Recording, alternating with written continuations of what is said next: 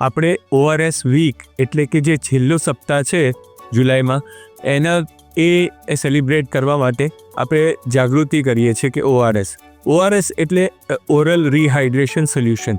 ઘણા બધા લોકોને એવી માન્યતા હોય છે કે જે શુગરી ડ્રિંક્સ હોય, ફ્રૂટ જ્યુસીસ હોય, એનાથી પણ આપણે રિહાઇડ્રેટ કરી શકાય, પણ એ માન્યતા ખોટી છે. જેને પણ ડિહાઇડ્રેશન થાય, ડાયરિયા જેવી સ્થિતિ થઈ જતી હોય છે, પાણી ઓછું થઈ જતું હોય, ત્યારે ફક્ત ને ફક્ત ઓરલ રિહાઇડ્રેશન સોલ્યુશન જેમ કે ઇલેક્ટ્રાલ છે એ જ કામમાં આવતું હોય છે.